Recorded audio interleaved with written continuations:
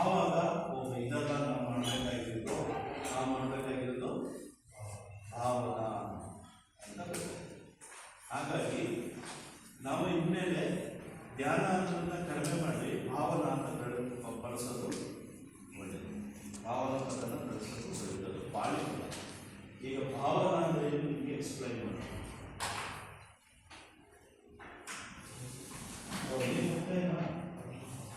ಒಂದು ನಿಮಿಷ.